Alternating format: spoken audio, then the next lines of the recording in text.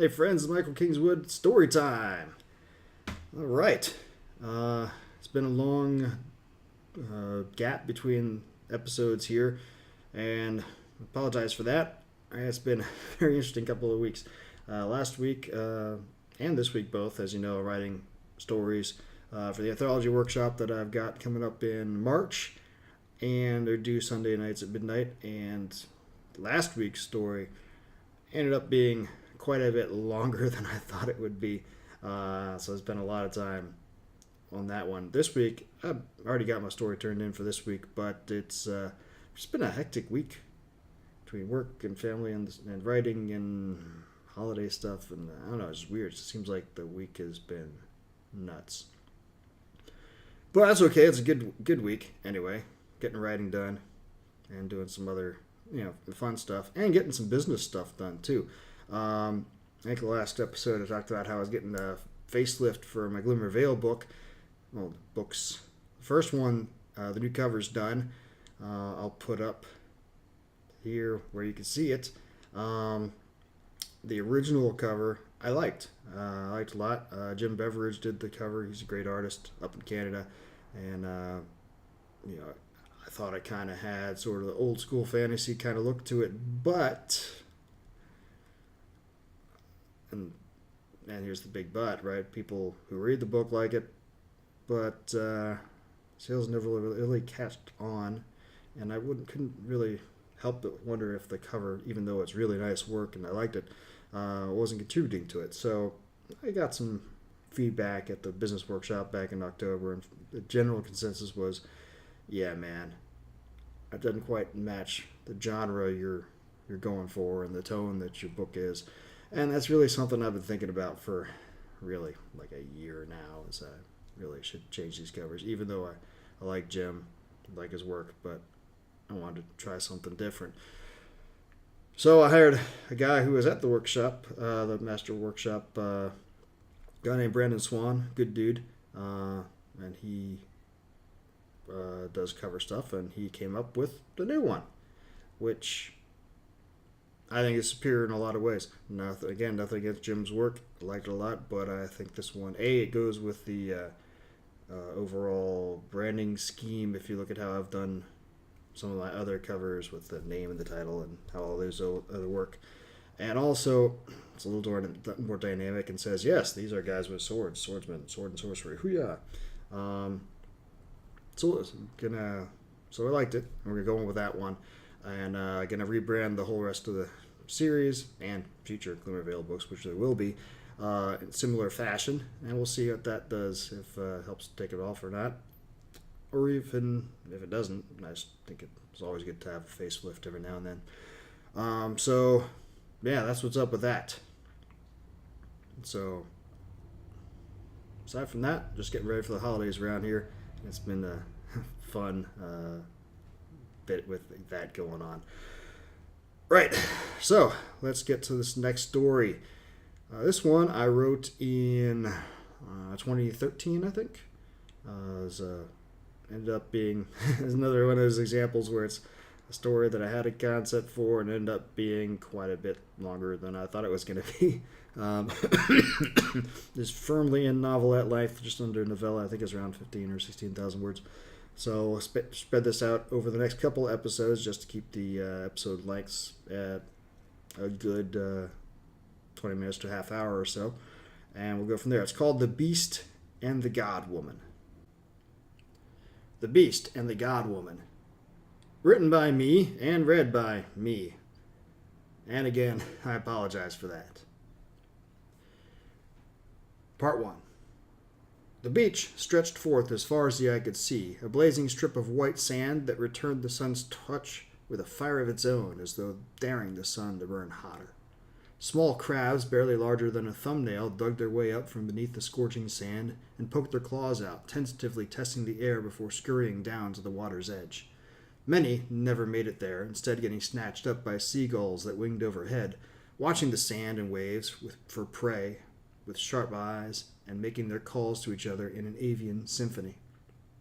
A strong offshore breeze made the palm trees lining the beach sway, their long green leaves rubbing against each other like lovers caught in a passionate embrace. The same breeze drove rolling waves that collapsed over hidden breakers well over 100 paces from the beach, leaving only small ripples to lap ashore and cool the grains of sand lucky enough to be within their reach. In the nearly still water, colorful fish danced around coral beds and through forests of swaying seaweed, content and sheltered from harm in their gentle lagoon. Or so the fish thought, but the breakers that created such peaceful conditions for them also allowed the gulls easy view of their prey in the water. On occasion, one of them would plunge toward the water instead of the sand and emerge with a fish that happened to swim too near the surface, held in its talons. Crying out in triumph, it would bring its meal to the sand and consume it there for all to see. Yili liked it when they did that because gulls were easier to take on the ground than in the air. He would crouch under the palm trees at the beach's end and watch with a stone loaded into the cup of his sling, and when a gull landed unawares within his range, he would whip the sling around his head, casting the stone at the bird and taking it before it knew danger was lurking nearby. Then he would dart onto the sand, his bare feet long since calloused against the sand's fire, grab the bird, and retreat back to the cover of the vegetation. He often felt the call of the sun in those brief excursions onto the strip of fire, and he often felt the deep desire in his bones to stay and lay himself down, nude save for his loincloth made from the hide of a boar, on the burning sand, and wait for the sun god to take him away to paradise. But he dared not remain on that beach too long. That way lay danger, a danger that threatened to take him away from the sun god's protection and drag him screaming into the darkness, where torments beyond imagination waited for those unwary or unlucky enough to be caught. He had never seen it happen, but the elders assured him that it was so, and Yili had learned long ago that the elders were wise, far wiser than he. They knew these things. Sitting beneath the palms that day, Yili watched the gulls and thought of Yola, dead 2 years now. He had scoffed at the elders' teachings, proclaimed that it was the people's birthright to dance under the sun. Worse, to ride upon the waves to see what lay beyond the breakers. Madness. Nothing lay past the breakers. Nothing that could serve the people in any account. And if it could not be of use, what good was it, even if it was there? No, better to not think about such things. So the elders said. And after what happened to Yola, Yili knew it for truth. The memory of his brother's corpse, burnt, twisted, and broken, what was left of his mouth locked open into a soundless howl of agony, and his eyes wide from the horror of his final moments, still haunted Yili. Yola had been a good man, a kind brother, a dutiful son to their mother, and a loving husband. It grieved Yili that his brother had not lived to see his twin sons born. That was what came of defying the gods' decrees. Men were meant to remain within the trees, away from the sand of fire, and certainly man was forbidden the sea. A gull's cry pulled Yili from his reverie. He lifted his eyes in time to see as it dove earthward, its eyes fixed on a small crab that was meandering its way toward the surf. It would be just close enough to snatch. Yili set his sling to spinning and loosed the moment the gull's talons latched onto the crab. It had hardly begun to launch itself back skyward when the rock struck it on the side of its head. The dull squish of the impact was punctuated by the soft crack of breaking bone, and the gull fell to the sand, dead. Yili smiled in satisfaction. 2 quarries with 1 stone. Once there had been a time when he could not have dreamed to take such a prize so easily. He laughed inwardly at himself and his early, clumsy ventures with the sling. But Yola had helped him learn. It fell to him, since their father died when Yili was still little. Yola would have been proud to see Yili make this shot. Yili felt a momentary pang of loss, but shoved it aside. It had been long enough. To dwell on a matter so far in the past was counterproductive, and did Yola's soul no honor. He would prefer Yili to be strong and provide for their family, without letting himself be laid up by regrets. When he stepped onto the sand and felt the burning sun overhead, Yili felt no such thing, only a surge of ecstasy as he felt the sun god's touch upon him. As always, the temptation to stop fell heavily upon him, but he did not give in. In mere moments he crossed the short expanse of sand, snatched up the gull and crab corpses, and darted back beneath the palm trees. There he stopped for a moment to gather his breath and his wits. He could have sworn he saw something out of the corner of his eye as he darted back, something long and dark, nearly black in the blazing sunlight and the glare of the sand. But when he looked around from his position of safety, he saw nothing. A shiver of fright surged down his spine, and Yili had to stop himself from turning away and fleeing back to the village as fast as his feet could carry him. It was the beast. It had to be. And yet, when he looked around, he could see no sign of the thing. The only tracks on the sand were his. And where the dark body lay on the beach, there was not the slightest disturbance. It was nothing, just his mind running ahead of him. Yili felt another impulse to flee to the village, but he forced himself to remain. He always took the time to pluck feathers from his kill, and people would remark upon it if he did not do so this time. No sense in opening himself up to awkward questions. And even more, it was far better not to worry Kaylee excessively. She was due for her third child, his this time, any day now. So Yili sat down and began pulling feathers from the gull's corpse. He spent some minutes, some hours, there, preparing the evening meal for roasting, before he noticed it. At first he thought he was imagining things again. There had never been anything to see on the sea other than waves, with their gentle lapping and their occasional whitecaps. But sure enough, after Yili blinked his eyes and looked away for a half-minute, the thing remained there, bobbing along the waves as it made its way toward the island. What was it?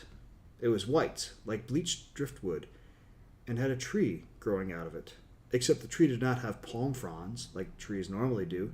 This tree was bare, except for a loose white thing that flapped around in the breeze. It reminded Yili of the time Samo had stolen Gil's favorite loincloth and tied it to the end of a palm. It flapped around just as that loose white thing did, but Yili had never heard of a tree growing a leaf like that. His kill forgotten, Yili watched, heedless of the lengthening shadows, as the strange object drew ever closer. Only when it reached the breakers did he actually come to believe it was real, and then only the sound of it impacting the reef, the twangs and crunches, and the shout of dismay convinced him. It was the shout that really did it. Yili had heard all manner of wildlife before, but man made distinctive sounds. And the sound emanating from that thing as it broke apart on the breakers was definitely made by a man in fear. But men are forbidden to see. It had always been thus, and always would be thus. So how had a man managed to get on that, whatever it was, and become endangered on the breakers? He watched as the strange object split in two, and then split apart farther, under the force of the waves against the reef. From a distance he saw two man-like shapes struggle to remain on board, even as the thing broke apart. Finally, they fell into the crashing waves, and Yili thought for sure that was the last he would see of them. Nothing got through the breakers. The gods had placed them there to protect the island and its people, and they did a fine job of it. Yili felt a flash of sympathy for the two men. Drowning did not seem a pleasant way to die, though in reality he could not think of any that was, except perhaps how old Beru had passed, in his sleep and peacefully. And yet Yili could not also help feeling a certain relief, almost satisfaction. The gods protected his people well. Surely those two only looked like men. Man was not for the sea, therefore those two were more likely demons, servants of the beast, and come to the island for no good. He smiled slightly, and turned to finish plucking the gull. Only a few feathers remained. But more movement in the water within the lagoon grabbed his attention once again. A single dark shape, it was difficult to make out any details from the glare of the lowering sun against the water, bobbed there, moving closer to shore. Wait, it was not a single shape, it was two, but so close together they just seemed like one. Curious, he squinted his eyes, trying to see better. The objects drew nearer, and it became clear one of them was moving, swirling the water ahead of itself in a way that appeared random at first. But quickly, Yili realized there was a purpose to that swirling, as the objects continued to move in toward shore against the retreating tide. All at once, Yili realized what he was seeing. The two men were moving through the water, propelling themselves somehow with their limbs. Another thing that was unimaginable, perhaps even heretical. They drew closer, and it became obvious that only one of them was actually doing the swirling. The other bobbed limply, only accompanying the first because he had his hand wrapped around the limp man's body, pulling him along. Amazing. They should have sunk there beneath the relatively calm surface of the lagoon, but after just a few moments, the pair reached the shallows near shore. The injured one continued to lie limply, while the other one pulled them both up onto the sand. But he only managed to get them a few feet above the small surf's lapping waves before collapsing in a heap next to his injured companion. Closer now, Yili could see more details about them. The one who had pulled them ashore was tall, probably head and shoulders taller than Yili, and pale. He was colorful, much more colorful than anyone Yili had ever seen. His torso was a swirl of bright colors and flowers, except for his arms, from just above his elbows. His legs were white above the knee and almost as pale below. It made no sense. It took Yili a moment to realize that the colors were clothing of some sort.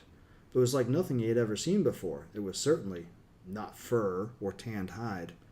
More amazing still, the man's hair was golden. Yili had never seen anything but black hair on a person before. What sort of being was this? All at once he felt a rush of excitement, and more than a little fear beneath his growing curiosity. Perhaps this man and his companion were gods themselves. It would explain a great many things, but if so, why would they have crashed and had such a hard time of it? Yili sat still for a long several moments, thinking. Then, setting his kill down again, he maneuvered slowly toward the edge of the tree line. He glanced back and forth down the beach. There was no sign of the beast. Perhaps the gold man's presence frightened it off. Yili shook his head quickly. Small chance of that. The beast did not fear the sun god. Small chance it would fear these men, even if they were gods themselves. Drawing a deep breath, he stepped from beneath the palm's protective canopy and hurried over to the two prostrate forms. As he drew near, though, he realized he had made a mistake. These were not two men. The smaller of the two, the one who had bobbed limply along behind the man, was a woman. It was obvious from up close. She was curved in the hips like other women Yili had known, but she was lush and toned in a way that other women were not.